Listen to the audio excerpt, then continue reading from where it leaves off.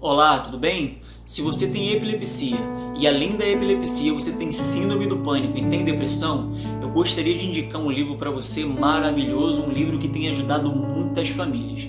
O livro se chama Vencendo a Epilepsia. Esse livro ele é 100% digital, ou seja, você pode acessar esse livro através do seu telefone e através do seu computador. Se você quiser saber mais a como lidar com a epilepsia e quiser saber mais a respeito desse livro, o link do site é esse aí que está aparecendo para você no vídeo. E se você tiver dificuldade, eu vou estar deixando o link aqui embaixo na descrição. É só você clicar no link para entrar no site. Agora, bora falar de um assunto que interessa muita gente, a epilepsia. Doutor Sprois, o que acontece no cérebro da pessoa que tem epilepsia? No cérebro da pessoa que tem epilepsia ocorre o seguinte: o nosso cérebro é dividido em várias regiões e quando ocorre, por qualquer motivo que eu vou explicar, um desarranjo das ondas elétricas que percorrem o cérebro e os nervos, pode ocorrer uma crise convulsiva. Então agora eu vou chamar uma arte para mostrar para vocês como funciona dentro do cérebro o impulso elétrico.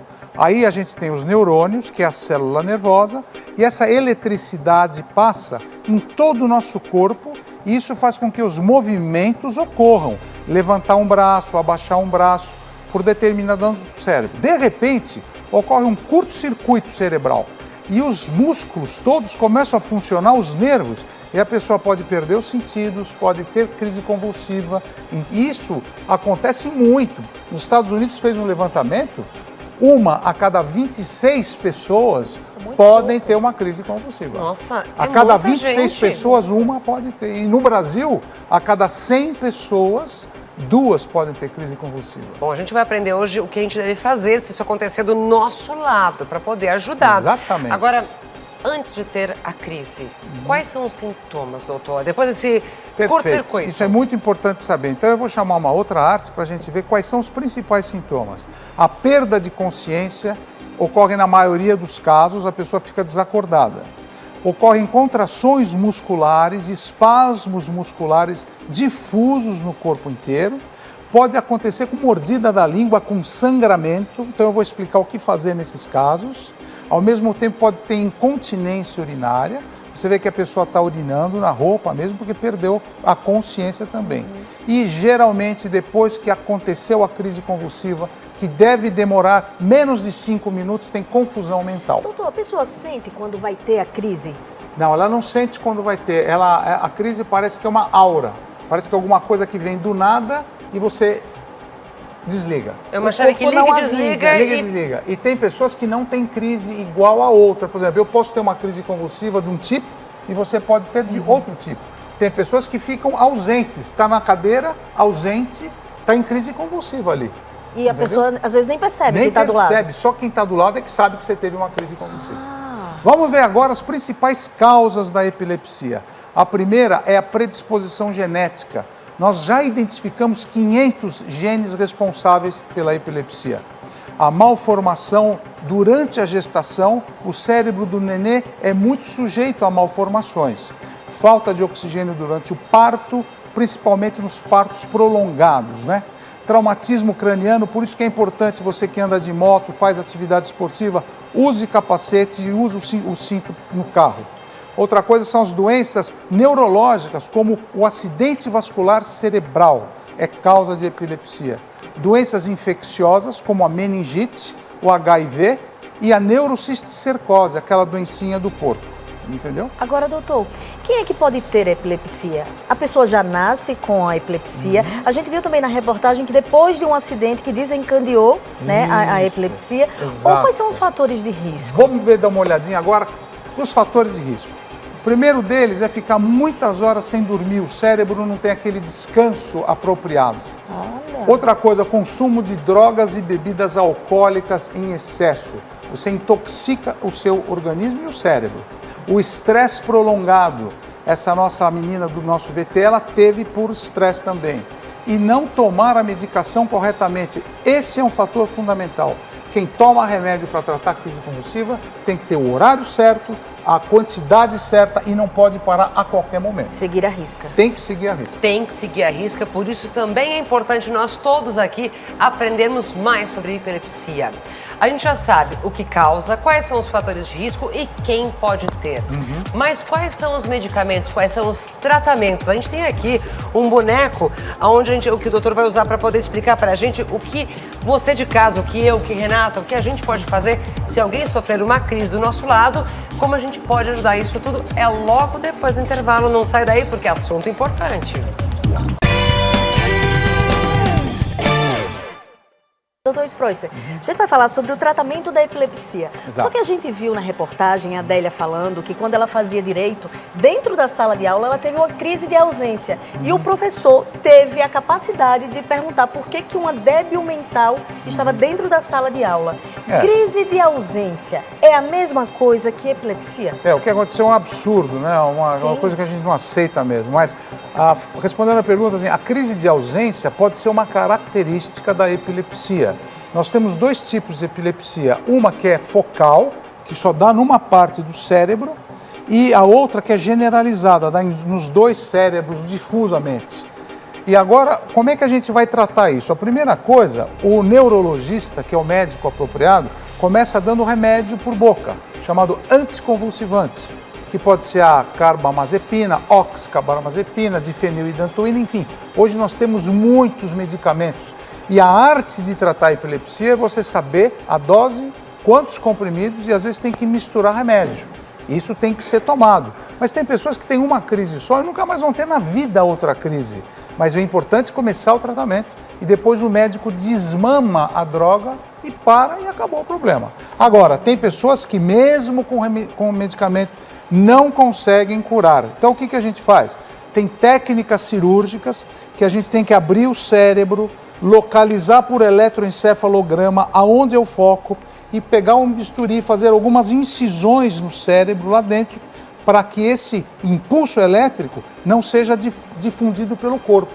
Existe uma técnica mais moderna que é a estimulação do nervo vago.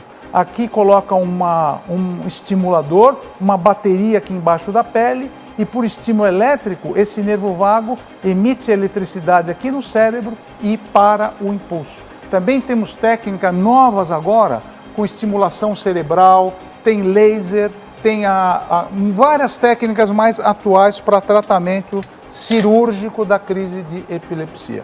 Agora, doutora, a gente entendeu como tratar com a medicação e com as cirurgias, mas se eu estou na rua, num shopping center, aqui dentro do estúdio, e alguém começa a sofrer uma crise convulsiva, o que eu posso fazer, primeiro, para ajudar e, quem sabe, ajudar a salvar essa vida? A primeira coisa é saber que a pessoa que está tendo crise convulsiva, ela não está consciente. E ela mexe os pés e braços, como você vê no nosso filme que a gente mostrou. A pessoa, ela tem essas crises de convulsiva, ela perde o sintoma, a consciência, ela começa a babar, ela pode morder a língua, pode sangrar. Então o que você tem que fazer é não se meter muito para não lesionar mais a vítima. Se você tiver, por exemplo, uma sacolinha dessa para proteger a cabeça, seria bom. Você pode colocar a vítima de lado, porque se ela vomitar, ela não vai aspirar. Ou tiver aquela quantidade de saliva que algumas pessoas podem ter, a famosa baba. E outra coisa, a baba, eu posso pegar a baba com a mão, eu posso me contaminar, que não tem nenhum problema com a baba. Muitas vezes a pessoa pode até ter uma parada respiratória e eu tenho que ajudar a fazer a respiração com baba e tudo. Eu não vou pegar nenhuma doença, isso aqui não contamina nada. Certo. E o importante é você marcar no relógio quantos minutos leva essa crise convulsiva da vítima. Porque se for rápido, eu não preciso nem levar para o hospital. Quando que eu sei que eu tenho que levar uma pessoa que teve crise convulsiva para o hospital? É quando a crise dela demora mais do que 5 minutos. Isso é um mal epilético, isso é grave, porque pode afetar o cérebro. Então eu tenho que ir rápido. Fazer o quê? Então, primeira coisa, deixar ela respirar. A língua pode enrolar, doutor? A língua pode enrolar, mas não vai ter problema, porque ela está respirando, olha. Nessa posição aqui que ela está agora... Aquela história de ter que segurar a língua, botar alguma coisa na boca para travar. Não põe nada, porque você pode ferir os dentes, pode quebrar a boca, pode quebrar o maxilar. Deixa ela ter crise convulsiva que ela vai parar. O importante é ela estar respirando bem. Outra coisa, desabotou a blusa, ela está com uma blusa apertada, mesmo que você tire o botão, rasgue, não tem problema. Mas você pode desabotoar a roupa, deixar... Cria ventilação. Tirar, olha, desabotou a calça, deixa tudo bem. Ela pode estar perdendo urina, não tem problema. Olha lá, me acompanha, Aninha. Aqui nós temos algumas coisas que a gente deve fazer. Isso eu já Como falei. você falou, contar o tempo que dura a crise de epilepsia. Colocar a vítima de lado com a cabeça para baixo. Colocar um apoio debaixo da cabeça, como foi feito com a nossa sacola. Outro. Desapertar roupas muito apertadas. Perfeito. Lá em cima. Não segurar os braços ou pernas, porque como o senhor deixou bem claro. Porque tem pessoas que querem segurar o braço e a perna. Outro.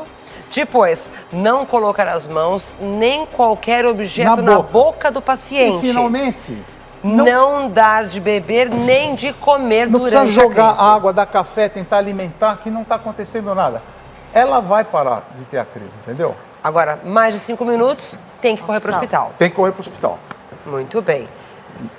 Agora aqui a gente vai falar um pouco de alimentação. Bom, fora esses tratamentos que a gente simulou agora aqui para vocês, as crianças que têm crise epilética, que têm epilepsia, os nutricionistas e os neurologistas falam que a dieta chamada cetogênica é boa para conter as crises. O que é cetogênica? Então, normalmente o que acontece? A gente dá carboidrato, o carboidrato é fonte de energia para o nosso corpo, o carboidrato.